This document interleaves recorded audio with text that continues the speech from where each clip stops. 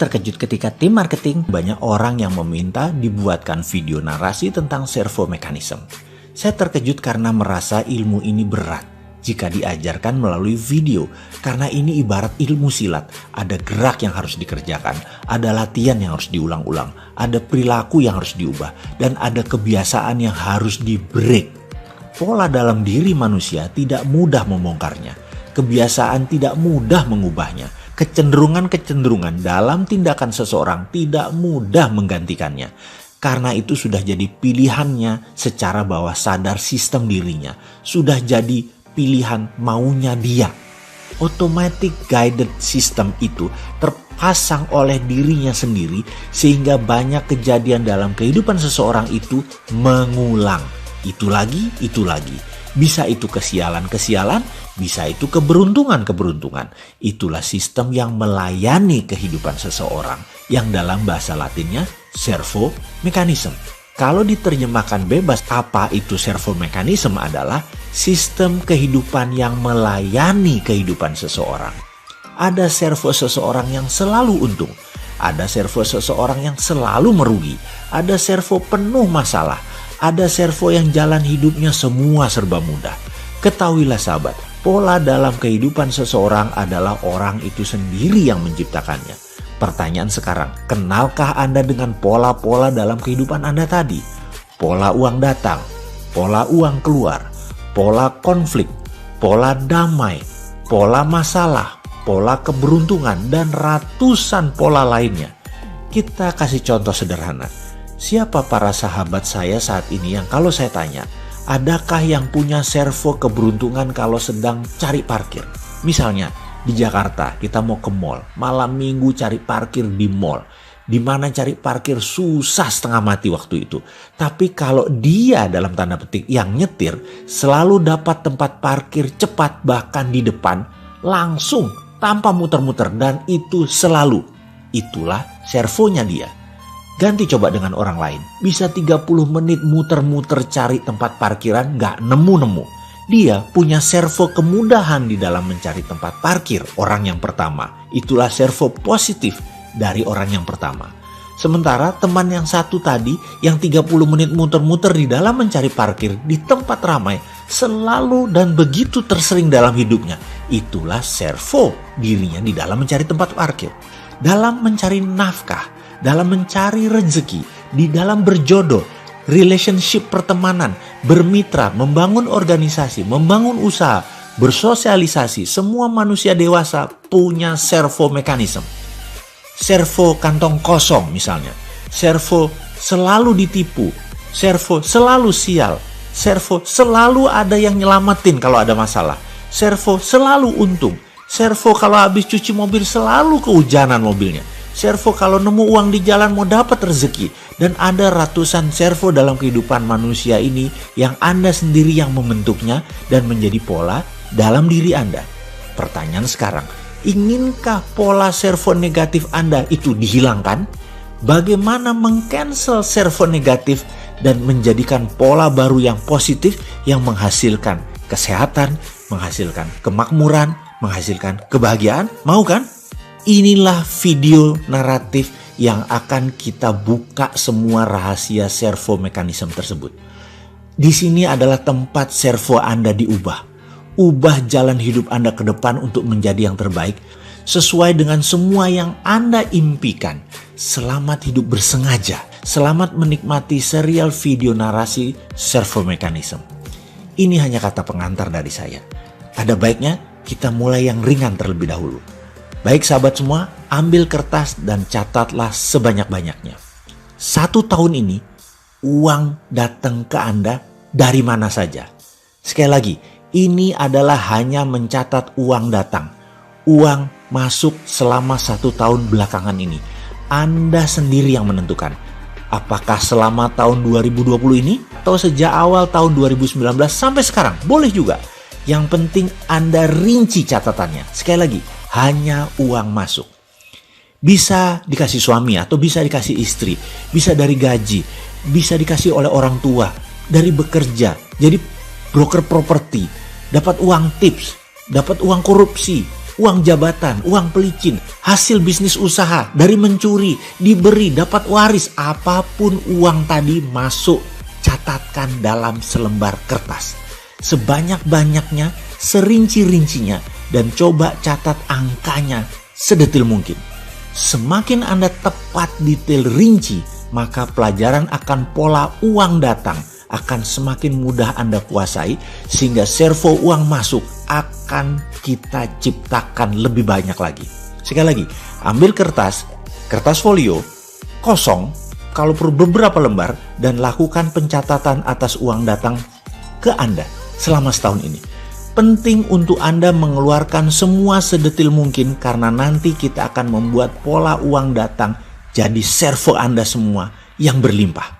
Lalu Anda tulis total uang tersebut, juga pastikan list di atasnya dari mana saja uang tersebut sebelum kita jumlahkan. Kemudian tempel list daftar uang datang tadi beserta jumlahnya di meja atau di dinding kamar kerja Anda atau di dinding kamar Anda.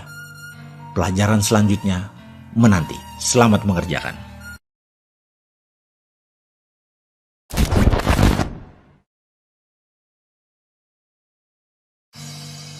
Mengenal uang datang dan permasalahannya. How you get your money atau how the money goes to you. Sebuah pertanyaan singkat yang sulit dijawab dengan tepat. Pasti mikir dulu, memorizing dulu, baru bisa menjawab. Itu pun belum tentu pas atau belum tentu benar, hanya kira-kira. Sebelum kita masuk ke pelajaran selanjutnya, kita jeda sebentar agar mengunyah pelajarannya lebih enak. Ada 2 pertanyaan yang saya akan berikan. Pertanyaan pertama adalah, who you are when no one's watching you. Pertanyaan kedua adalah, what's holding you back. 2 pertanyaan ini sederhana, banyak yang melewatkan karena sulit akal pikiran kita menjawabnya. Karena ini bukan pertanyaan untuk pikiran atas sadar atau conscious mind. Ini pertanyaan pikiran subconscious. Kalau Anda ambil masa, ambil waktu, fahami pertanyaannya sekali lagi dan mulai renungkan. Jangan jawab pakai pikiran atas sadar. Endapkan sedalam-dalamnya. Percaya saya, Anda bisa menitikkan air mata jika sahabat faham maksud saya.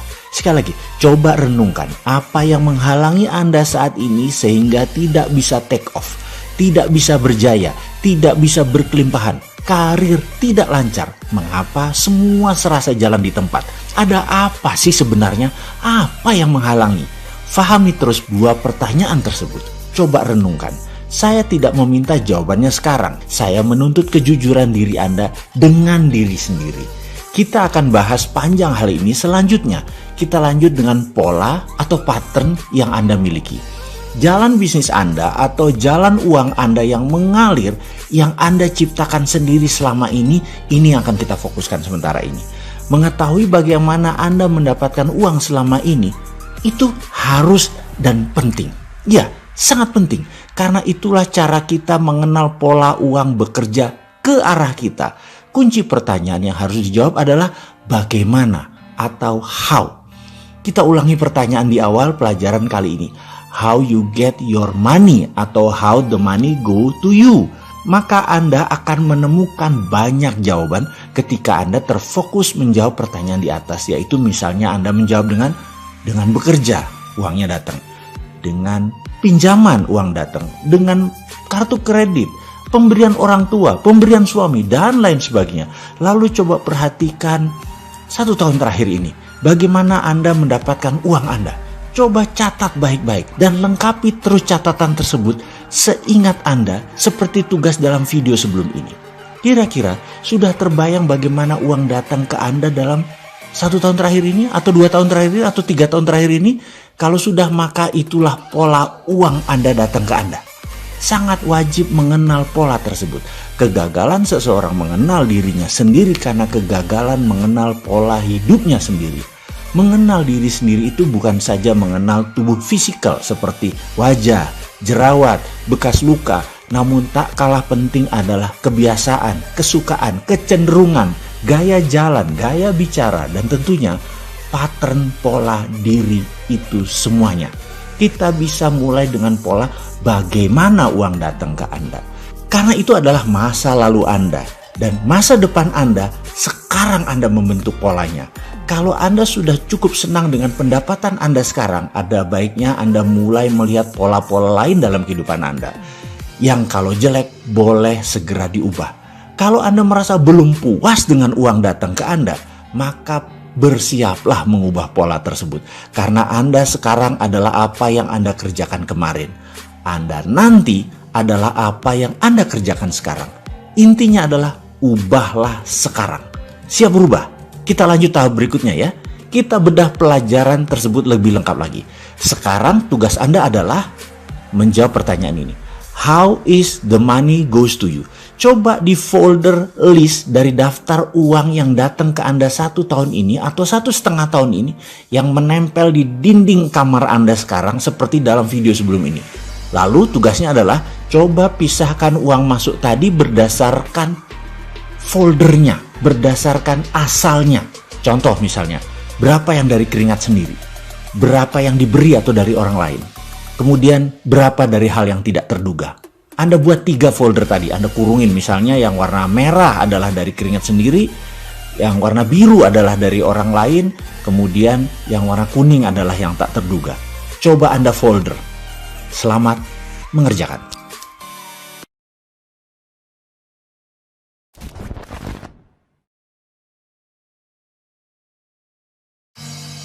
Siapakah Anda sebenarnya? Atau who you are when no one watching you?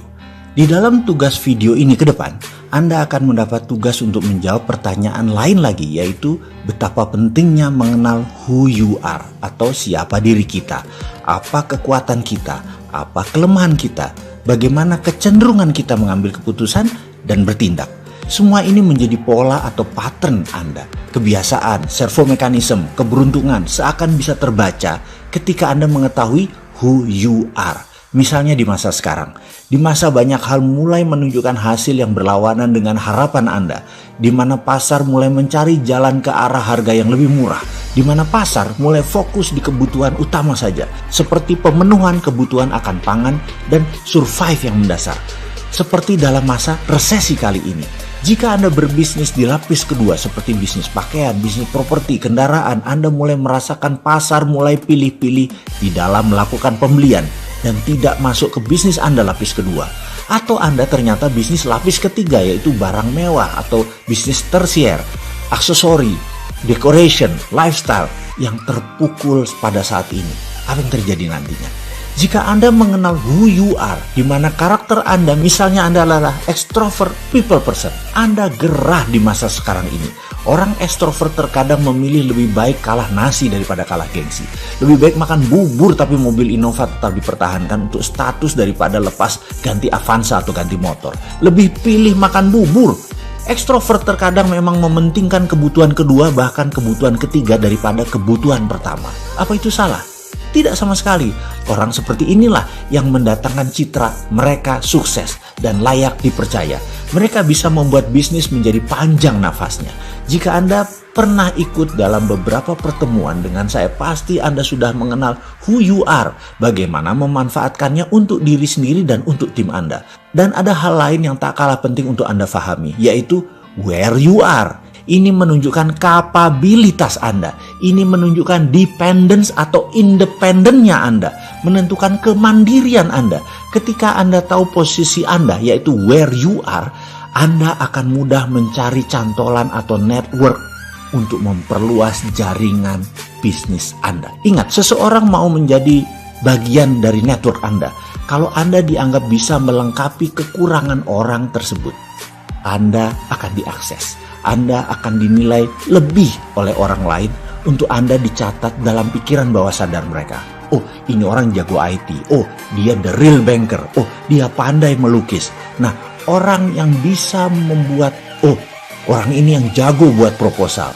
Oh, dia memiliki jaringan buat sosis halal. Dia mempunyai kebun organik dan banyak lagi. Where you are, ini wujudnya tidak ada. Ini intangible. Dan aset terbesar seseorang adalah intangible aset tadi, bukan tangible yang berwujud. Misalnya, dia punya mobil BMW, dia pakai motor Harley, Hal ini tidak kuat membekas dalam benak seseorang. Ini bukan where you are yang dimaksud di dalam pelajaran kali ini untuk Anda. Inilah pelajaran yang akan dikupas di dalam servo mechanism lebih dalam lagi. Where you are adalah hidden potensi Anda. Potensi terdalam dan terpendam dari seseorang. Ada yang sudah menggunakannya. Dan ada yang tidak tahu. Ada yang salah pakai. Ada yang baru sadar dan baru mulai menggunakannya. Dan banyak yang tidak melihat besarnya potensi dirinya tadi. Jadi secara sederhana, who you are adalah menentukan spesies Anda dalam dunia kemakmuran. Where you are adalah penentu harkat Anda dalam rantai makanan dalam dunia kemakmuran. Oke, sekarang kita akan melakukan pencatatan. Coba Anda ambil waktu sebentar untuk merenung ke dalam diri. Kenali Anda lebih dalam lagi. Apakah selama ini yang Anda kerjakan adalah sesuatu yang Anda inginkan atau Anda terpaksa melakukannya? Apakah sahabat sudah menjalankan sesuatu karena passion kesukaan Anda? Apakah sudah menemukan bakat alami Anda dan kesukaan alami Anda dan sudah menjalankan sesuai dengan potensi tadi? Apakah Anda seorang seniman? Apakah Anda seorang politikus? Anda pebisnis, ibu rumah tangga? Anda pejabat abdi negara, Anda orang kaya, Anda petani, Anda nelayan, apapun itu, coba tuliskan. Dan Anda wajib menemukan satu kata, who you really are when no one watching you. Dan satu lagi, posisi Anda sekarang di mana? Where are you? Apakah Anda sudah di tempat yang Anda inginkan? Atau Anda masih berada di tangga terbawah? Atau Anda sudah lebih dari apa yang Anda inginkan? Anda bercita-cita ingin menjadi orang kaya dengan 9 digit, ternyata Anda sudah di sana. Apakah masih 7 digit? Apakah masih 6 digit? Where you are, Anda tentukan sekarang. Kalau belum, catat, temukan di mana posisi Anda. Selamat mengerjakan.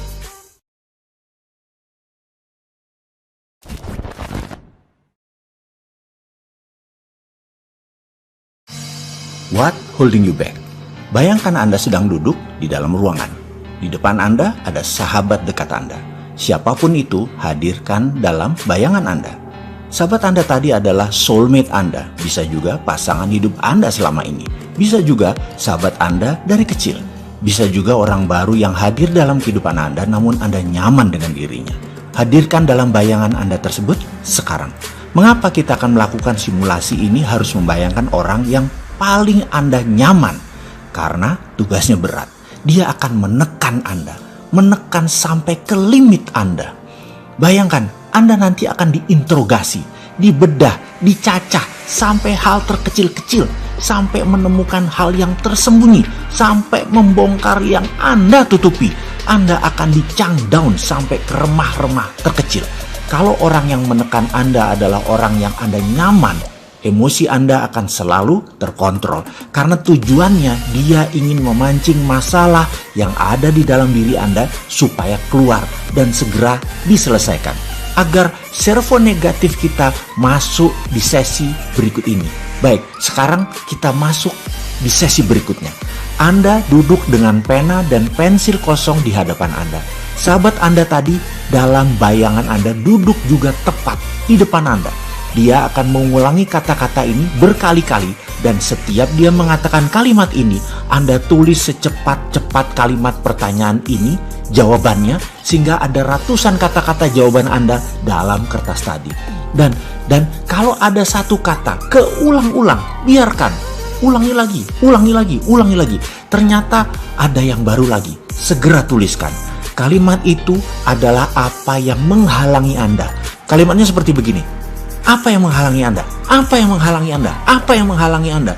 Apa yang menghalangi Anda selama ini sehingga Anda tidak mendapatkan apa yang Anda inginkan? Apa yang menghalangi Anda sehingga Anda tidak bisa terbang? Apa yang menghalangi Anda? What holding you back? Dan setiap kalimat pertanyaan ini selesai, tuliskan apapun di dalam kertas di depan Anda tadi dan bayangkan teman Anda tadi terus mengulang-ulang pertanyaan tersebut. Pastikan ada stopwatch di samping Anda karena sesi ini lamanya 5 menit dan harus 5 menit. Bayangkan teman Anda tadi berulang-ulang dan Anda menjawab secepat-cepatnya pertanyaan tadi. Bersiap mengadakan sesi ini ya. Dan demi hasil maksimum, jangan maju ke sesi berikutnya sampai Anda melakukan semua yang diperintahkan di sesi ini. Anda sudah memanfaatkan waktu yang besar untuk membeli video naratif ini. Anda sudah meluangkan waktu untuk menyaksikannya. Dan itu adalah hal yang luar biasa. Saya salut untuk Anda. Dan sekarang untuk hasil maksimum, lakukan apa yang diajarkan dalam sesi ini.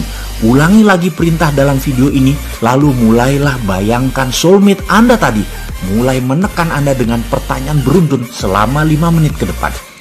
Tugas Anda menuliskan jawaban yang timbul seketika ketika Anda menjawab tanpa berpikir, yaitu menjawab pertanyaan ini. Apa yang menghalangi Anda? Apa yang menghalangi Anda? Apa yang menghalangi Anda? Dan lakukan sekarang.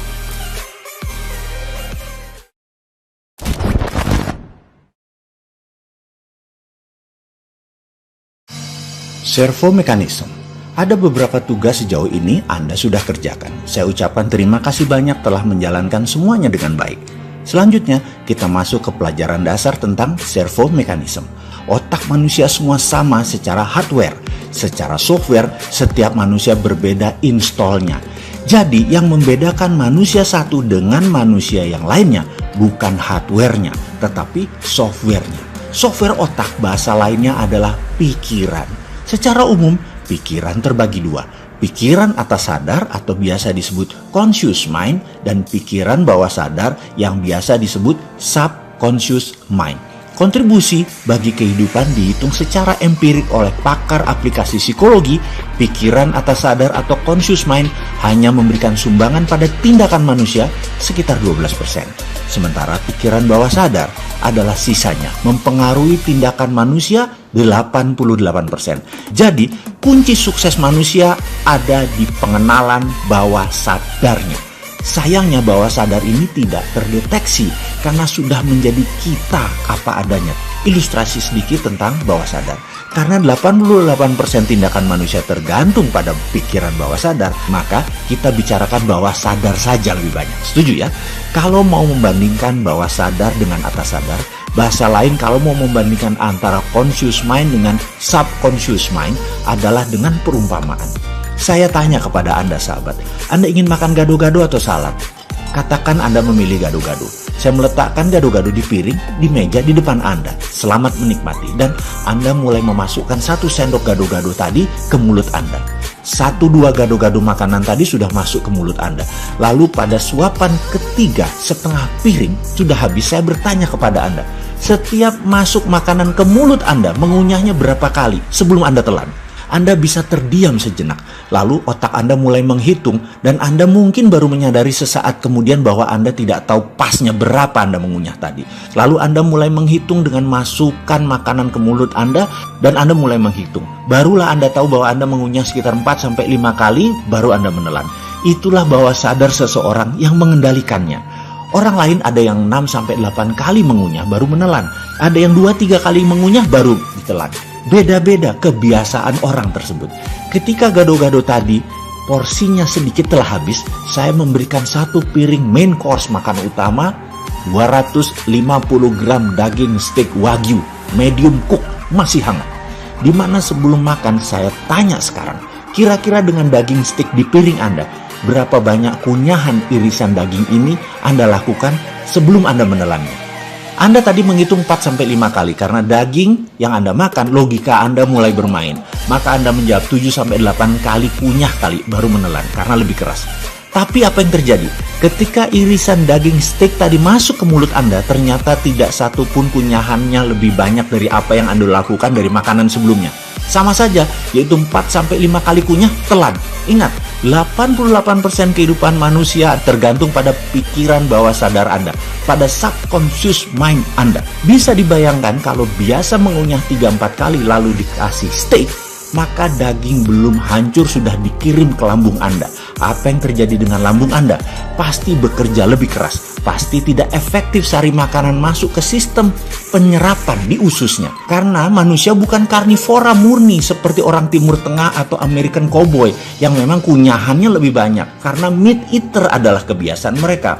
Gado-gado atau salad hanya pelengkap bagi mereka. Kunyahan yang lebih banyak menyehatkan lambung. Orang Barat dan Timur Tengah punya kebiasaan mengunyah 2 kali lebih banyak daripada orang Asia Tenggara khususnya. Itulah kebiasaan yang sudah terpatri dalam subconscious seseorang.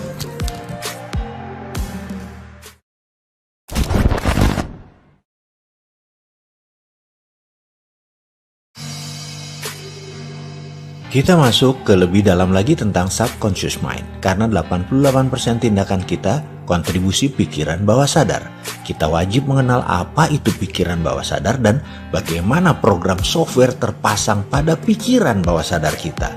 Ketika manusia baru lahir, di belahan bumi manapun manusia itu lahir, dari suku apapun dan dari tingkat strata ekonomi keluarga level apapun, dari tingkat strata ilmu pengetahuan keluarga dari level apapun, sang jabang bayi, softwarenya masih kosong. Disinilah 5 tahun pertama manusia diinstal kebenaran dalam tanda petik versi lingkungan dan orang tuanya yang akan dia bawa sepanjang hidupnya. Kita bahas lebih rinci sedikit tentang pikiran sang anak. Seorang anak terlahir di dunia tanpa merasa takut, kecuali rasa takut akan gelap dan rasa takut akan suara keras. Semua ketakutan yang lain pasti dipelajarinya ketika dia tumbuh menjadi dewasa. Lama kita tidak membicarakan mengenai ilmu aplikasi psikologi ini. Sesekali menyambar ilmu ini boleh ya. Mungkin ada manfaatnya dalam saya mengingatkan diri saya sendiri dan Anda sahabat yang membutuhkannya. Ini bukan ilmu canggih, ini hanya pengetahuan sederhana. Kali ini kita membahas tentang rasa takut. Rasa takut itu sangat dominan di dalam mempengaruhi orang lain. Dalam bahasa kerennya, fear factors. Dunia advertising, dunia politik, dunia bisnis mengeksploiti rasa takut ini menjadi komoditas dalam tanda petik belanja. Ketakutan akan kelangkaan barang, ketakutan akan keterbatasan membuat perilaku menumpuk barang, dan ini terjadi di dalam semua orang, terutama para wanita yang terus dieksploiti rasa takutnya ini. Saya beri contoh bahwa iklan yang paling efektif di kelas retail adalah yang mengeksploitir rasa takut. Misalnya, iklan pasta gigi dari merek ternama menceritakan akan kuman jahat yang akan menggerogoti gigi sang anak. Dan ini diulang-ulangi, ditakut-takuti walau terlihat sains. Lalu, pasta gigi ini solusinya bagi para ibu. Dan percaya saya, mayoritas wanita kebeli dengan iklan itu. Kita lanjut tentang pelajaran mengeksploitir rasa takut sebentar lagi setelah memahami keilmuan takut ini. 2 rasa takut utama yang biasa berkembang dalam diri kita semua adalah takut akan kegagalan, takut akan kekalahan, dan terus berkembang menjadi rasa takut akan kritik dan penolakan. Kita mulai belajar merasa takut pada kegagalan ketika kita secara terus-menerus dikritik dan dihukum saat mencoba sesuatu yang baru atau sesuatu yang berbeda. Kita dibentak dan kita dilarang-larang. Jangan, jauh-jauh dari sana, hentikan, letakkan.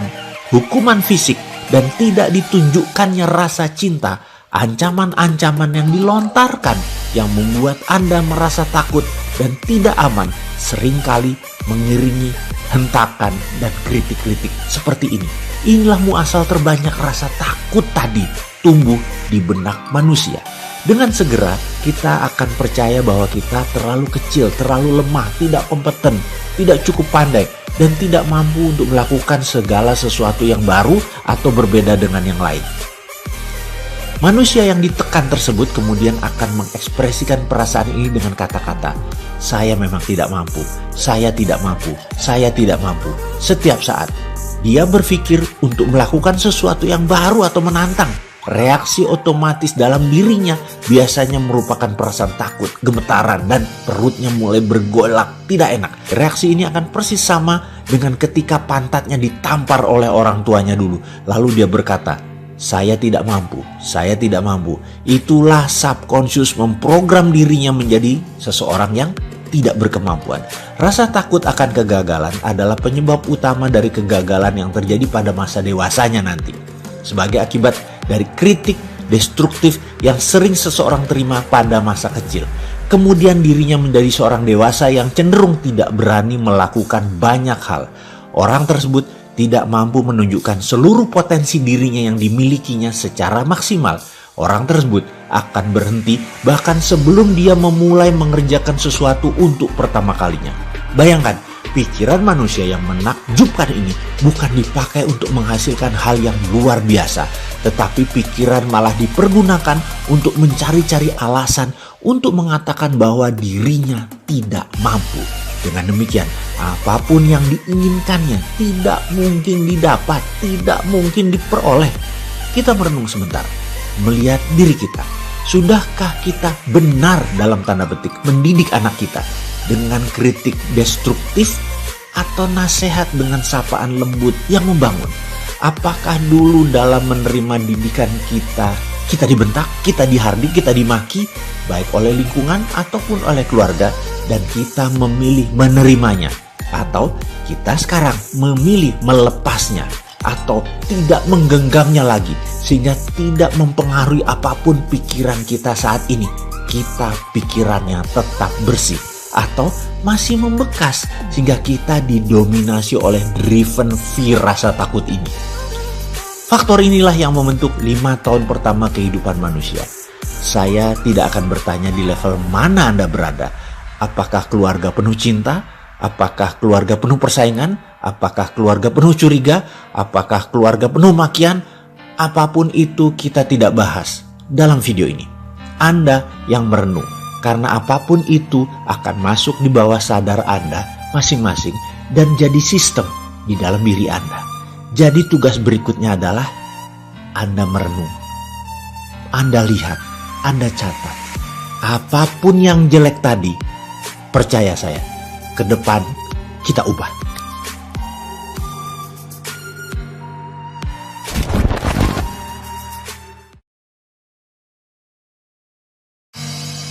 Bagaimana software diinstal dalam pikiran bawah sadar? Video sebelum ini adalah menjelaskan bagaimana software terpasang karena lingkungan, karena orang tua, dan ada baiknya saya berikan satu contoh lagi bagaimana pikiran itu diinstal. Mengapa penting saya memberikan penjelasan yang banyak ini dan panjang ini? Karena apapun yang bisa dipasang bisa dibongkar.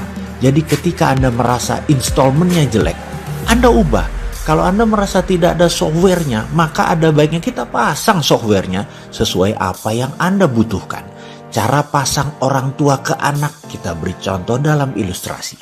Saya tanya kepada sahabat semua yang wanita sekarang, Anda punya anakkah berusia 6 bulanan atau Anda punya anak sudah besar pasti tahu sewaktu sang bayi masih berusia 6 bulanan, atau bagi yang belum punya anak, pernah tahu anak usia 6 bulanan, keponakan atau sepupu.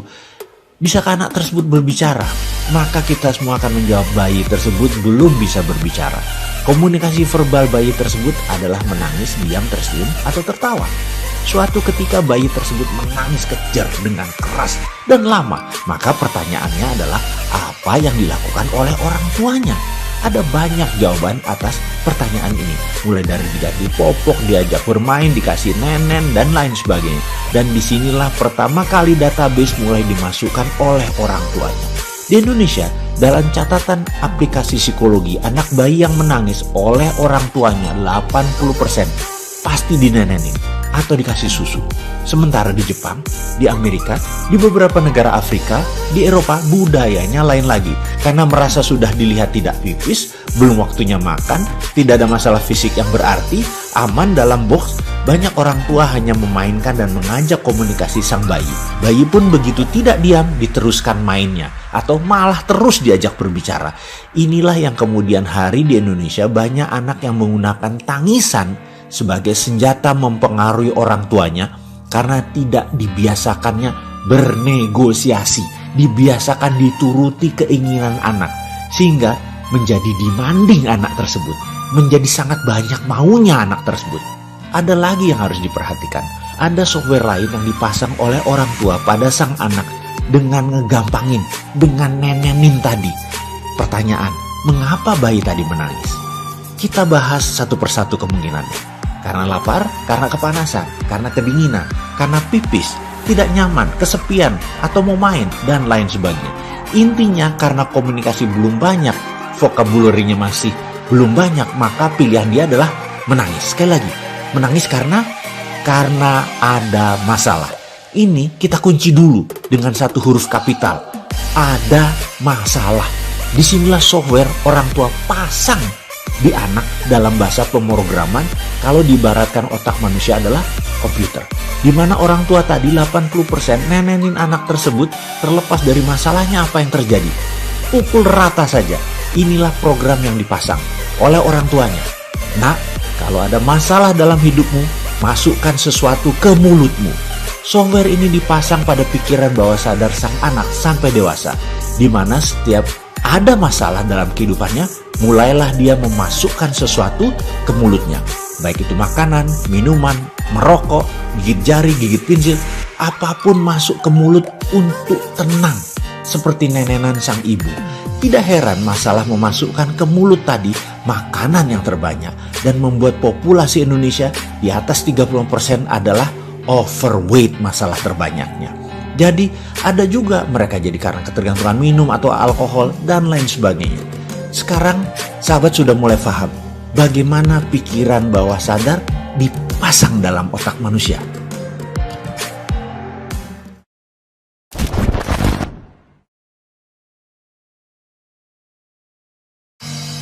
Servo.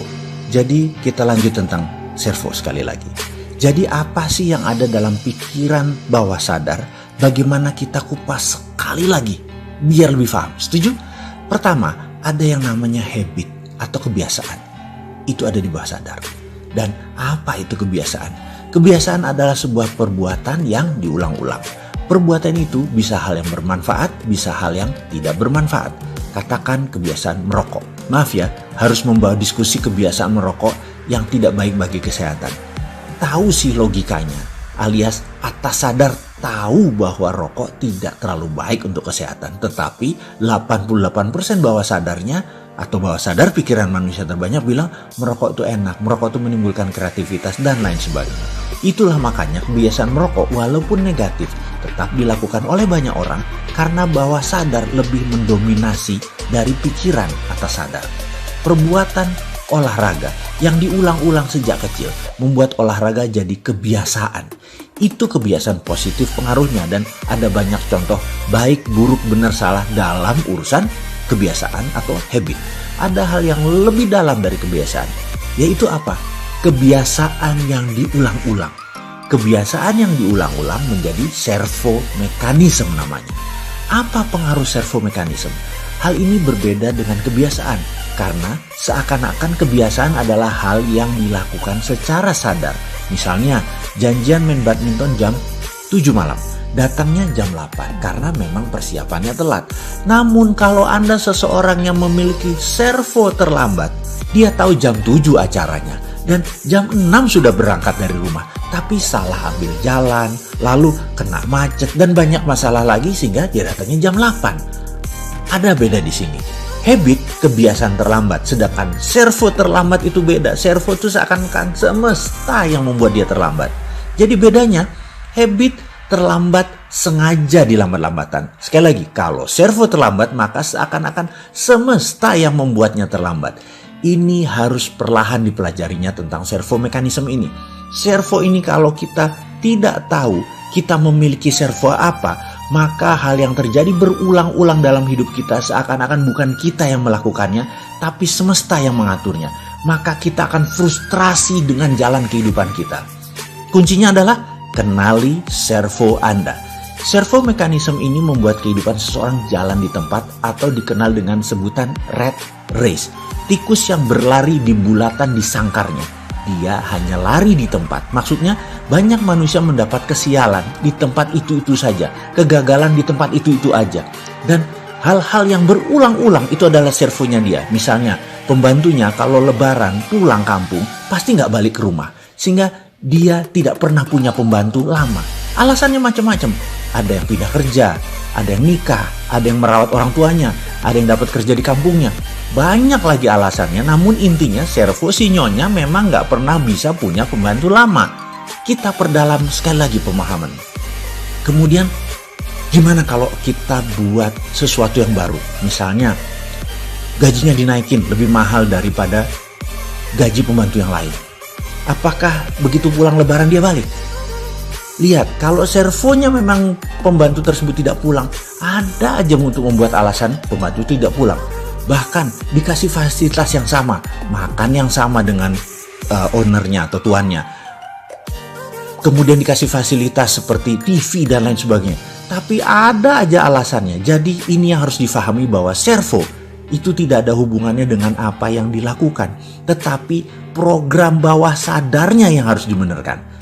Kita lanjut ya, kita perdalam lagi pemahamannya. Ada orang yang servonya pindah kerja. Setiap 2 tahun pindah kerja. Sudah 4 kali. Dan ini yang kelima. Yang pertama perusahaannya tutup. Berikutnya ribut dengan atasan. Berikutnya dibajak, di-hijack ke tempat yang lain. Berikutnya difitnah menggelapkan uang. Intinya setiap tahun kedua bekerja, ada aja masalah mulai timbul menggerogoti dirinya sehingga dia harus pindah. Ada servo yang lain lagi, yaitu servo kantong kosong. Kalau tadi servo pindah kerja, kalau yang awal adalah servo nggak punya pembantu lama ya. Sekarang kita lanjut ke servo kantong kosong. Seseorang ini seakan-akan tidak bisa menabung. Misalnya dia bekerja sebagai pegawai, gajinya cukup untuk bayar kos-kosan. Lalu pangkatnya naik 2 tahun kemudian, gajinya naik. Lalu pindah kosan yang dekat kantor yang lebih mahal. Karena pekerjaan kantor menumpuk, lebih enak tinggal yang di dekat kantor. Akhirnya tidak punya uang lagi bersisa untuk menabung. Tahun berikutnya karirnya naik jadi manajer, gajinya besar. Apa yang terjadi? Adiknya di kampung minta dibiayai karena ayahnya udah sakit-sakitan. Lalu jabatannya naik lagi menjadi vice president. Mulai menikah dan sekarang posisinya direktur. 20 tahun kemudian kerjanya dapat 35 juta per bulan. Ternyata tabungan nggak punya, rumah masih belum lunas, cicilan besar dan lain sebagainya dan lain sebagainya. Servo kantong kosong ini ada aja alasan untuk uang tidak bisa menetap di kantong seseorang. Katakan gajinya 8 juta, cicilan motor plus biaya hidupnya 1 bulan habis. Lalu lebaran dapat 2 kali gaji. Ternyata tidak ada kesisa juga buat tabungan. Kenapa? Habis buat lain-lain. Lalu dapat bonus prestasi 2 kali gaji, 8 juta plus 16 juta. Bisa nabung? Nggak bisa juga. Ada aja berita asuransi jatuh tempo, mertua sakit, AC kamar bocor, STNK mati harus diperpanjang. Intinya habis lagi dan begitu seterusnya. Lucunya kalau dia lagi nggak ada uang, nggak ada masalah tuh. Biasa-biasa aja, tapi begitu dia dapat uang bonus dan lain sebagainya, timbul lagi lah, bannya bocor lah, anaknya sakit dan lain sebagainya. Itu namanya servo kantong kosong. Servo ini ada banyak macam. Kenali servo Anda. Dan apa yang kita lanjutkan? Kita akan perbaiki dengan video ini. Karena servo adalah perilaku yang diulang-ulang yang jadi kebiasaan. Yang kebiasaan tersebut dengan sengaja diulang-ulang lagi, jadilah servo mekanisme. Jadinya jalan hidup Anda yang melayani Anda. Servo mekanisme bahasa Latin yang diterjemahkan adalah servo atau serve atau melayani. Mekanisme adalah sistem mekanik. Servo mekanisme kalau disederhanakan adalah sistem kehidupan yang melayani seseorang. Dan semua ini adalah man-made, ciptaan manusia. Manusia sendiri yang menciptakan. Servo dan habit itu adanya di pikiran bawah sadar. Kenali, yang negatif diubah. Program tersebut kami beri nama subconscious reprogramming. Program ulang pikiran bawah sadar. Setelah kita kenal 5 macam hal yang ada di bawah sadar, kita mulai mereview. Salah satunya adalah habit yang menjadi servo mekanisme. Dan servo tadi kalau negatif harus segera diubah. Kalau tidak ini akan mengulang-ulang terus dalam kehidupan seseorang. Kita sudah membahas dari 1 sampai 5 program pikiran bawah sadar. Dan ini juga membuat kita mengerti kita memilih jalan hidup kita dengan memasang install software kemakmuran, software kesehatan, software kebahagiaan. Semua ini bisa terpasang dengan baik kalau menjadikan servo negatif tadi hilang dan diubah. Kita melakukannya dengan teknik subconscious reprogramming. Tekniknya, percaya saya, semudah membalik tangan. Allah Maha Adil. Apa yang bisa terpasang bisa dibongkar. Apa yang tidak ada bisa jadi ada. Apapun bisa diinstal karena manusia adalah wakil Allah di bumi. Khalifah fil ard, memiliki kemampuan ekstra. Jadi mulai paham tentang servo mekanisme. Oke, selanjutnya kita akan memahami tentang subconscious mind, mengenal bagian terdalam pikiran bawah sadar dan bagaimana melakukan pemrograman ulang pikiran bawah sadar yang salah dan ingin kita rapihkan.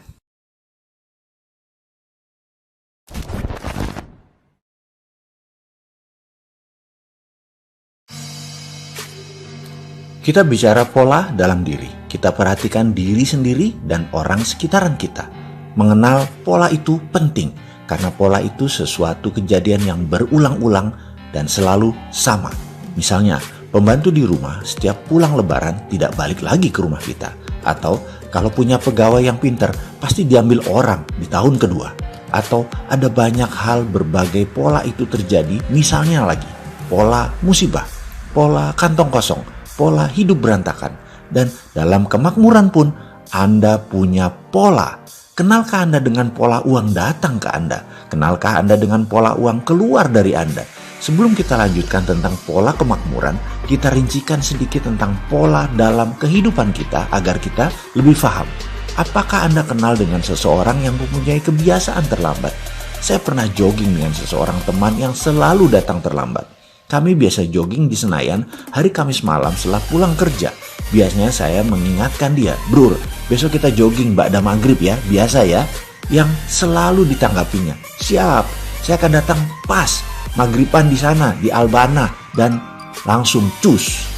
Saya pastikan lagi, "Oke, confirm ya, jam 6.30 ya." Dia jawab, "Saya pasti datang." Keesokan harinya ternyata dia baru datang jam 6.45. Pastinya telah siap dengan berbagai alasan.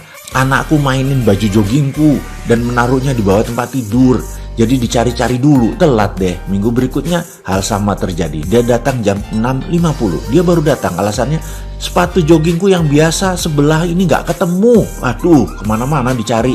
Minggu berikutnya dia datang jam 7 malam.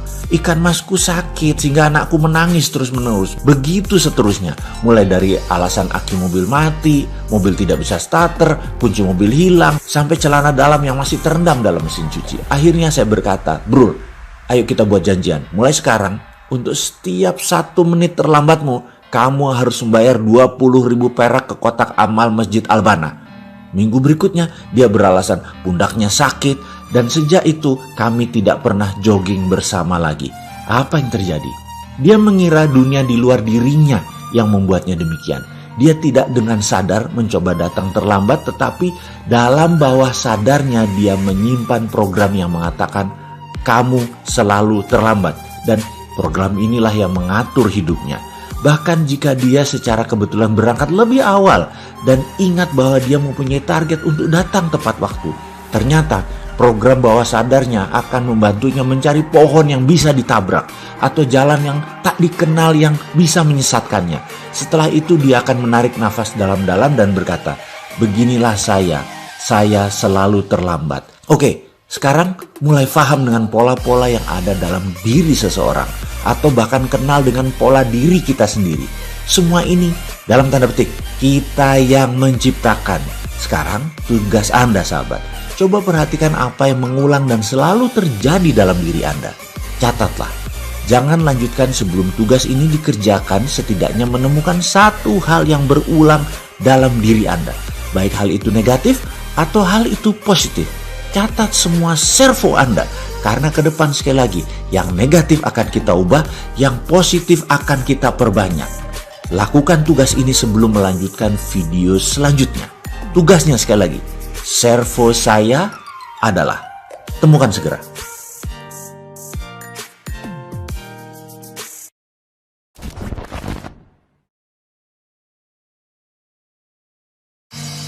Conscious competence atau kesadaran berkemampuan. Kita sekarang membicarakan hal yang sederhana sedikit atau melompat sedikit dulu. Masalah dengan berpikir benar, kok bisa membuat orang menjadi kaya raya? Berpikir dan bertindak seperti apa yang bisa membuat kaya? Menjawab pertanyaan seperti ini memang harus rinci menjelaskannya, juga harus memberi contoh serta pengalaman. Contoh saja membuat mengerti, tapi tidak merubah apapun. Conscious tetap incompetence. Pikirannya tetap tidak berkemampuan. Maju setahap sih, dari unconscious menjadi conscious. Dari belum sadar menjadi sadar. Tapi nggak ada bedanya karena keduanya tetap incompetence. Kita masih belum berkemampuan. Menjadi conscious dan competence, ini poin diskusi kali ini. Menjadi competence dan berkemampuan untuk makmur. Tugas pertama adalah bagaimana prosperity conscious atau software kaya jika ingin dipasang sistemnya dalam pikiran kita. Maka permasalahan atau keadaan tersebut harus diubah bentuknya atau diubah objeknya. Saya secara pribadi Coach Anda kali ini harus mampu membuat isi kepala sahabat semua untuk saya bisa pasang objeknya. Ini lebih dari visual. Oke, agak sulit menerima informasi ini. Saya ceritakan dalam bentuk lain dengan contoh. Seorang perokok. Baik, saya ini tidak pernah mengatakan bahwa perokok itu buruk. Saya selalu bilang merokok itu baik, tetapi tidak merokok itu lebih baik. Jadi, teman perokok tadi ingin berhenti merokok atau quit smoking. Berbagai cara dia sudah lakukan. Dia sudah menggunakan banyak metode, tapi ternyata kalau lagi stres, atau dia lagi cari ide, atau dia sehabis makan, selalu merokok. Maka saya sebagai orang yang diminta untuk menghilangkan kebiasaan merokok tersebut harus melakukan, dalam tanda petik, mengubah objek dalam pikirannya. Mengubah database yang ada di otaknya. Sekarang objek dalam pikirannya adalah merokok itu menyenangkan, merokok itu nikmat rasanya, dan lain sebagainya. Maka saya mengubahnya dengan memberi objek baru dalam pikirannya. Saya duduk di depannya, saya bawa 2 slof rokok favoritnya, 24 bungkus rokok. Saya duduk bersamanya dan setiap batang rokoknya habis, saya akan nyalakan lagi rokok berikutnya dan diberikan kepadanya. Ketika memasuki bungkus ketiga, dadanya mulai sesak. Dan apa yang saya lakukan? Saya paksa terus dia menghisap rokok tersebut sampai 6 jam, sampai 1 slof habis tanpa jeda. Nangis, pedih, sakit, dadanya sesak, sebel, segala macam rasa masuk bercampur. Dan saya tidak peduli apapun pendapatnya tentang apa yang saya lakukan tadi. Mau dia bilang sadis, mau dia bilang sontoloyo, mau bilang kejam, sampai dia nggak bisa nafas. Entah bungkus keberapa, kita terus jejekin, kita terus beri dia rokok. Di saat itu, berhenti proses ubah proyeknya. Begitu dia bilang muak, berhenti sudah proses mengubah proyeknya. Di sini teman kita tadi sudah punya objek baru. Merokok itu nggak enak, merokok itu bikin sesak, merokok itu bikin sakit, dan sangat traumatis merokok itu. Dan dia pun berhenti merokok. Pasti di sini pertaruhannya. Kalau dia balik merokok, itu mentor abal-abal. Dan ini adalah seni keterampilan merubah sesuatu menjadi objek baru.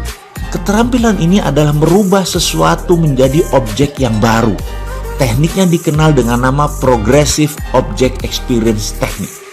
Sehubungan dengan kemakmuran dan mengubah kebiasaan buruk yang berulang-ulang dengan servo, kita pun akan melakukan tindakan Progressive Object Experience ini. Kita akan segera mempraktekkan Progressive Experience ini dengan belajar berimajinasi. Itu yang pertama dulu adalah Projected Imaginary, membayangkan sebuah project, dan kita akan mulai pelajaran yang lebih dalam, merubah servo negatif. Sekarang tugasnya cuma satu. Anda temukan peaceful place Anda. Bayangkan dalam pikiran Anda sekarang, temukan peaceful place Anda, tempat kedamaian. Bisa di masjid, bisa di gereja, bisa di tempat ibadah, bisa di sajadah, bisa di Mekah, bisa di gunung, bisa di pantai, bisa di rumah, bisa di tempat tidur, apapun. Tugas Anda cuma satu, temukan peaceful place Anda dalam imajinasi Anda. Lakukan sekarang.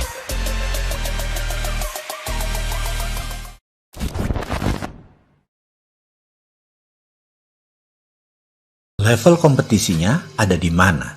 Semua pasti pernah mendengar atau mengetahui apa itu kompetensi.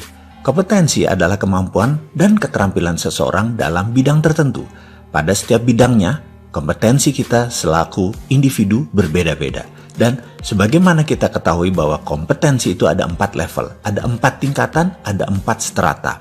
4 tingkatan kompetensi yang saya maksud dalam video kali ini adalah kompetensi yang digabungkan dengan tingkat kesadaran. Dan mengapa kita mendiskusikan dari sisi kesadaran ini?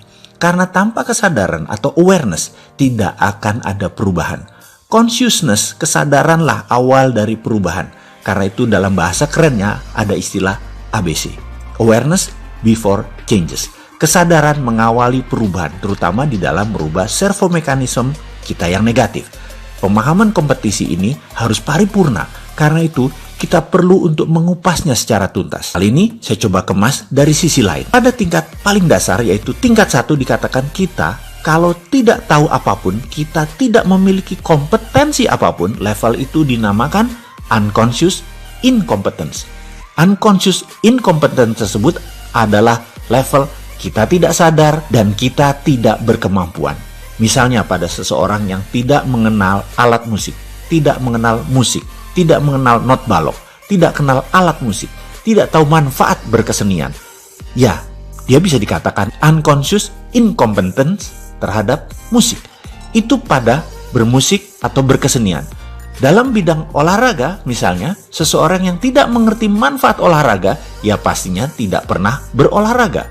Ketika dia diberi pengetahuan mengenai manfaat olahraga, diinformasikan pentingnya olahraga, mereka masuk ke level 2, yaitu conscious incompetence. Dia mulai memahami manfaat olahraga, tetapi tidak bergerak berolahraga melakukan hal yang baik ini. Sudah sadar olahraga, sudah sadar manfaat, tapi tidak action. Ya setidaknya dia sadar kalau dia tidak berkemampuan. Begitulah kira-kira.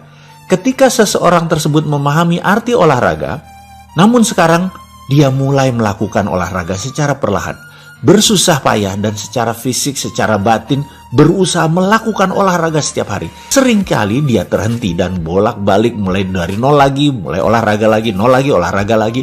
Ini menandakan dia sudah masuk ke tahap ketiga. Tahap ketiga adalah conscious competence, berkesadaran dan berkemampuan.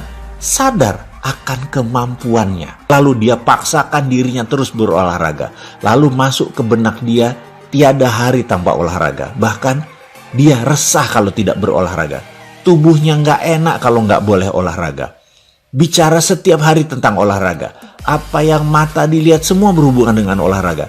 Pikirannya selalu mendahulukan olahraga. Matanya selalu berbinar-binar jika berbicara tentang komunitas seperti dirinya.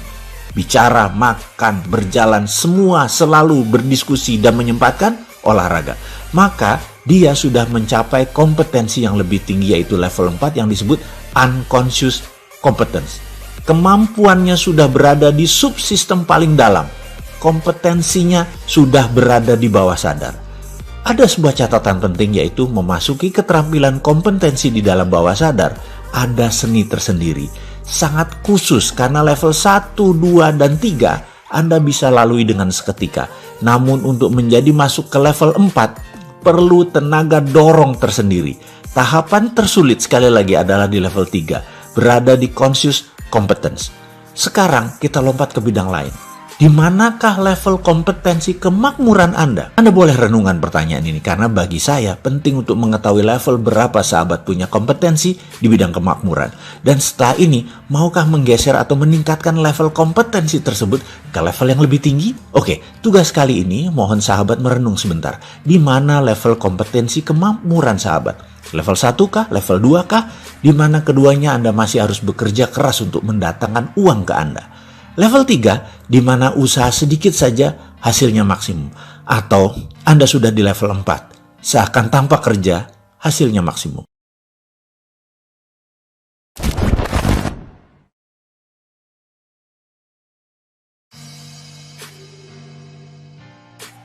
Istilah servo mechanism sebenarnya lebih dikenal di dunia teknik, yaitu suatu proses loop tertutup untuk mengkoreksi proses secara terus-menerus agar tetap dapat menuju target yang telah ditetapkan. Sebagai contoh peluncuran peluru kendali, ini menerapkan teknik servo mechanism, di mana ketika target telah dikunci, maka gerakan peluru yang mulai melenceng akan direvisi ulang sehingga kembali menuju arah semula.